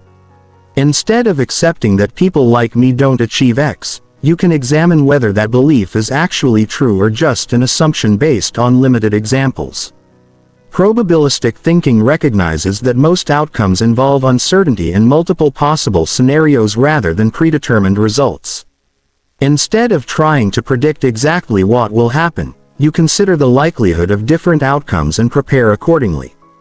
This model reduces anxiety about the future while improving your decision-making. You can take calculated risks based on probability assessments rather than avoiding all uncertainty or assuming the worst-case scenario is inevitable. It also helps you prepare for multiple contingencies rather than betting everything on one predicted outcome. Opportunity cost thinking evaluates decisions based on what you give up rather than just what you gain. Every choice involves trade-offs, and the most successful people consider what they're not doing when they choose to do something specific. Apply this model to your time and energy allocation. When you spend an hour scrolling social media, you're not just wasting time, you're choosing not to spend that hour on skill development, relationship building, or goal achievement. This perspective helps you make more intentional decisions about how you invest your most valuable resources. Inversion thinking approaches problems by considering what you want to avoid rather than what you want to achieve. Instead of just planning for success, you identify the behaviors and decisions that would guarantee failure and make sure to avoid them. For personal reconstruction, this might mean identifying the habits, relationships, and mindsets that would prevent your growth. Then systematically eliminating them from your life. Often avoiding what doesn't work is easier and more effective than trying to force what does work. The 80/20 principle or Paro principle recognizes that a small number of inputs usually create the majority of outputs in any area of life. Roughly 20% of your efforts produce 80% of your results. Identifying and focusing on these high-impact activities dramatically improves your efficiency and effectiveness. Apply this thinking to your reconstruction efforts. What 20% of your daily activities contribute most to your growth? What 20% of your relationships provide 80% of your support and inspiration? What 20% of your learning activities provide 80% of your skill development? Focus your energy on these high-leverage areas. Antifragility is a mental model that goes beyond resilience or strength.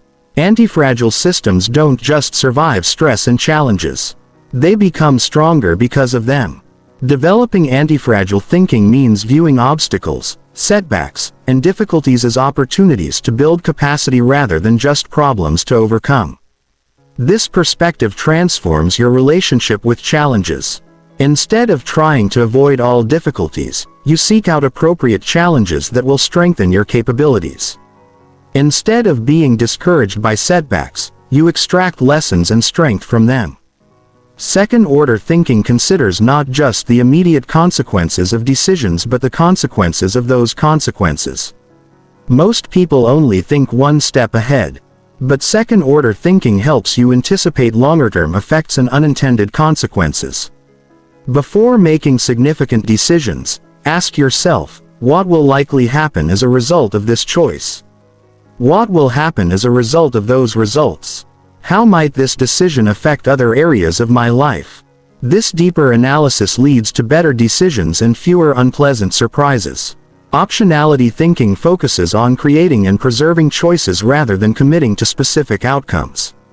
Instead of betting everything on one path, you develop multiple possibilities and maintain flexibility to adapt as circumstances change. Apply this model to your reconstruction by developing diverse skills, maintaining multiple income streams, building broad networks, and avoiding decisions that eliminate future possibilities unnecessarily. The more options you have, the more resilient and adaptable you become.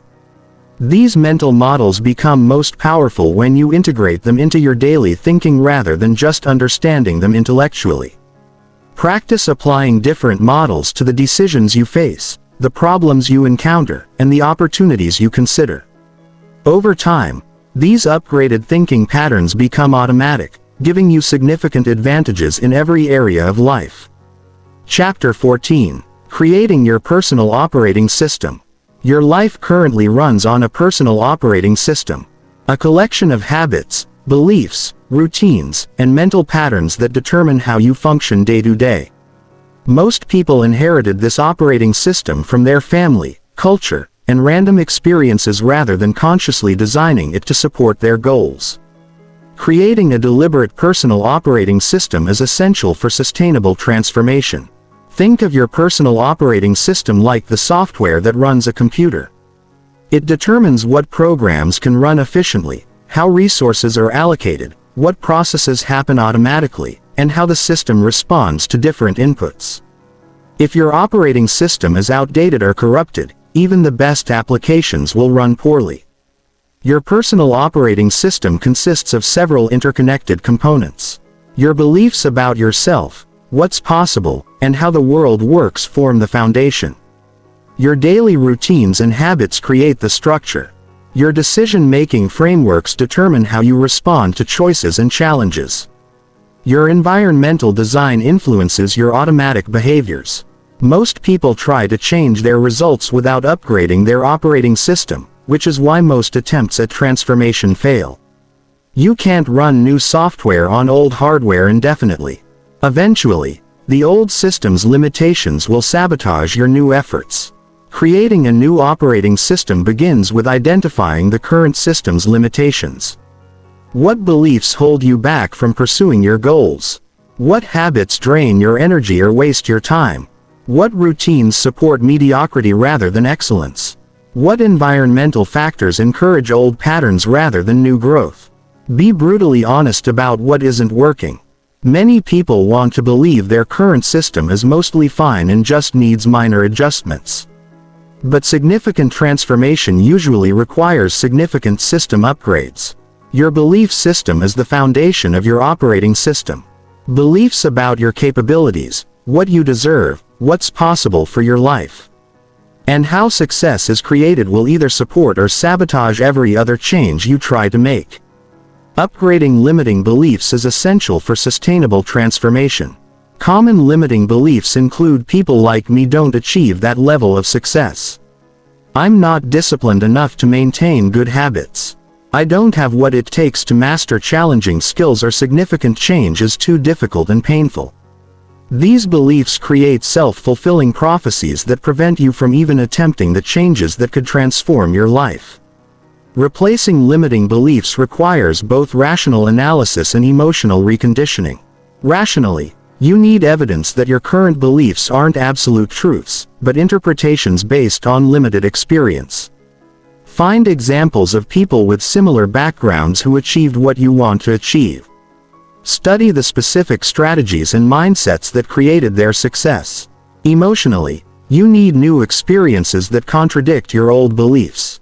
Start with small challenges that stretch your comfort zone but aren't so overwhelming that they reinforce limiting beliefs.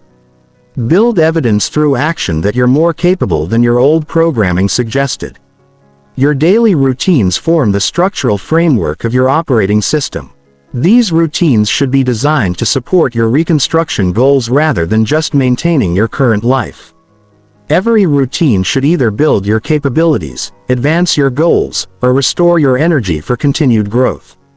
Morning routines are particularly powerful because they set the tone for your entire day and allow you to make progress before external demands interfere. Evening routines help you process the day's experiences and prepare for optimal recovery and next-day performance. Design routines that feel sustainable and enjoyable rather than punitive and forced. If your routines feel like punishment, you'll eventually rebel against them. Find ways to make your growth activities genuinely satisfying and meaningful. Your decision-making frameworks determine how you evaluate choices and respond to opportunities or challenges. Most people make decisions based on immediate emotional reactions or social expectations rather than clear criteria aligned with their goals. Develop specific frameworks for common decisions. How do you decide how to spend your time? What criteria do you use for choosing relationships, opportunities, or commitments? How do you evaluate whether something supports or undermines your reconstruction? Having clear frameworks removes emotional drama from decision and helps you stay aligned with your long-term vision, even when facing pressure or temptation.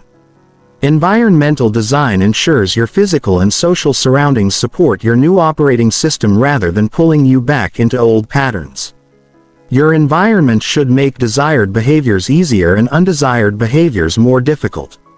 This includes your physical spaces, the tools and resources you keep accessible, the people you surround yourself with, and the information you consume regularly. Every element should either support your growth or at minimum not actively undermine it. Your operating system also needs built-in maintenance and upgrade protocols. Just as computer operating systems require regular updates and maintenance, your personal system needs regular review, adjustment, and improvement. Schedule regular system reviews, weekly, monthly, and quarterly assessments where you evaluate what's working, what needs adjustment, and what new components might be beneficial. Your system should evolve as you grow and as your goals become more sophisticated.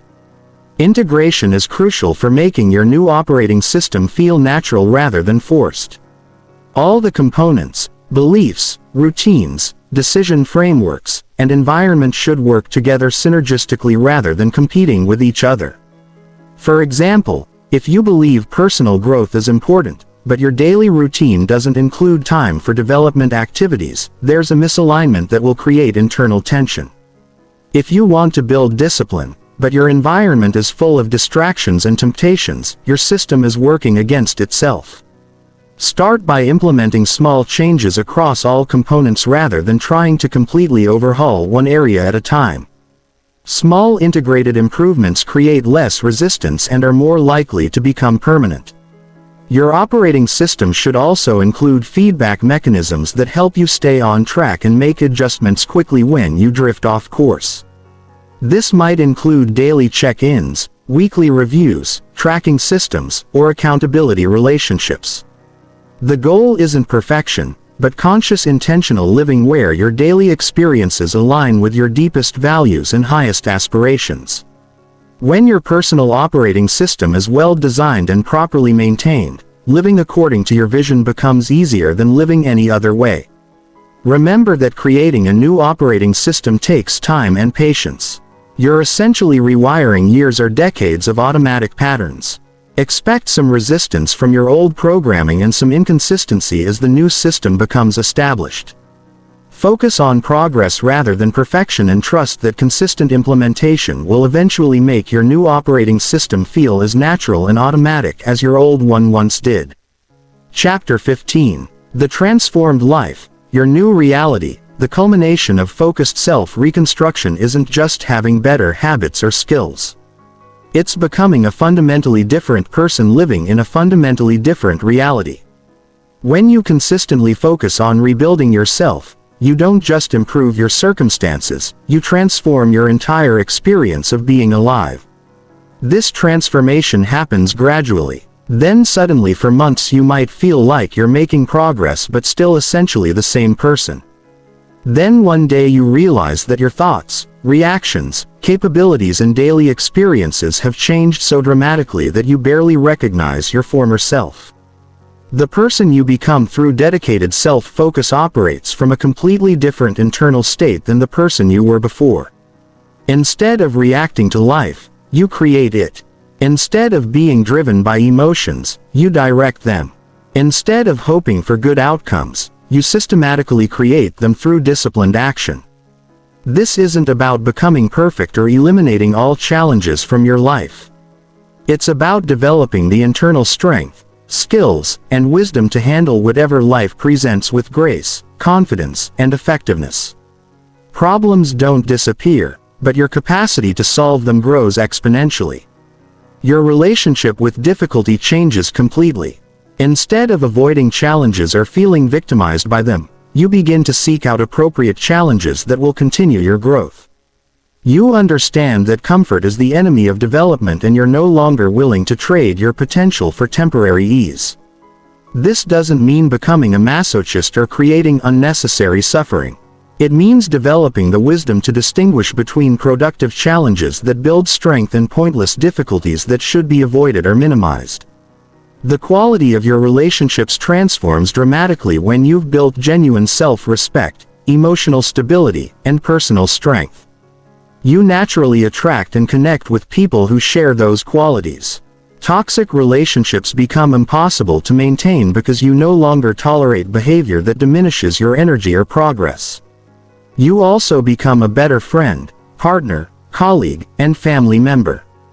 Because you're operating from abundance rather than neediness, you can give freely without depleting yourself. Support others without enabling their dysfunction, and maintain your standards without being rigid or judgmental. Your financial situation improves not just because you might earn more money, but because you make better decisions about how you use the money you have. Self-discipline, strategic thinking, and long-term perspective naturally lead to better financial choices and greater economic security. You become less impulsive about purchases, more strategic about investments, and more focused on building assets rather than just consuming. Money becomes a tool for creating the life you want rather than a source of stress or identity. The speed at which you can learn new skills and adapt to new situations increases dramatically. Your brain becomes more flexible. Your confidence grows and your learning strategies become more sophisticated. What once took months to master might now take weeks. This accelerated learning ability becomes crucial in a rapidly changing world. You're no longer threatened by change because you know you can quickly develop whatever new skills or knowledge the situation requires. Your physical health and energy levels improve even if health wasn't your primary focus. The habits, discipline, and self-care practices that support mental and emotional development naturally support physical well-being, too. You sleep better, make better food choices, exercise more consistently, and manage stress more effectively. This isn't about becoming obsessed with fitness or appearance, but about recognizing that your body is the foundation that supports everything else you want to accomplish. Taking care of it becomes natural and enjoyable rather than forced and difficult. Your sense of purpose and direction becomes crystal clear. Instead of wondering what you should do with your life or feeling lost among endless possibilities, you develop a clear vision of what matters to you and why. This clarity makes decisions easier and gives your daily actions deeper meaning. This purpose doesn't have to be grandiose or world-changing. It might be mastering your craft, building a strong family, creating art, or simply becoming the best version of yourself. What matters is that it's genuinely yours, not something you've adopted from others' expectations. The anxiety and uncertainty that plague most people's daily experience diminish significantly.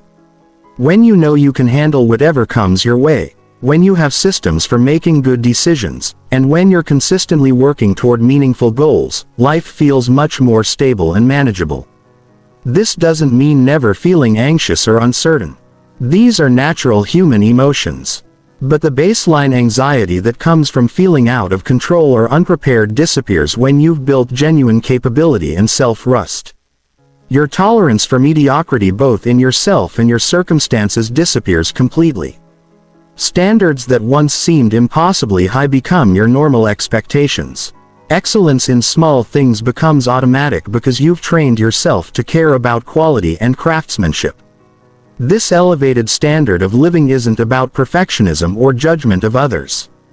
It's about respecting yourself enough to create a life that reflects your values and potential rather than settling for what's easy or socially acceptable. The transformation also changes how you think about time. Instead of feeling like time is always scarce or wasted, you develop a healthy relationship with time as a resource to be invested wisely. You're present for important moments while also building toward future goals. You stop rushing through life trying to get to some imaginary finish line and start appreciating the process of growth and creation. Time becomes an ally rather than an enemy. Your influence and impact on others grows naturally. When you've done the work to rebuild yourself, people notice. They're drawn to your energy, confidence, and capability. You become someone others look to for guidance, inspiration, and example.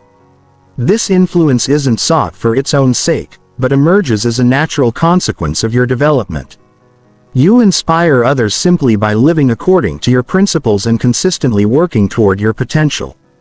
The most profound change is in your relationship with yourself. The internal criticism, self-doubt, and negative self-talk that once dominated your mental landscape are replaced by self-respect, self-trust, and genuine self-compassion. You become your own best friend, supporter, and advocate. This doesn't mean becoming narcissistic or self-absorbed, but developing the kind of healthy self-relationship that allows you to show up fully for others without losing yourself in the process. This transformation isn't a destination, but an ongoing process. The person you become will continue growing, facing new challenges, and reaching higher levels of development. But you'll face these future challenges from a foundation of strength, wisdom, and self-trust that makes anything feel possible. The life you create through focused self-reconstruction becomes a testament to what's possible when someone commits to becoming the best version of themselves. You become living proof that personal transformation isn't just an inspiring idea. It's an achievable reality for anyone willing to do the work. Your transformed life becomes your greatest contribution to the world. By rebuilding yourself, you demonstrate what's possible for human potential. You become an example of what happens when someone takes full responsibility for their development and refuses to settle for anything less than their best. This is the true power of focusing on yourself every day. Not just improving your own life, but becoming the kind of person who elevates everything and everyone around them through the sheer force of their example and energy. This is what awaits you on the other side of committed, consistent daily self-focus.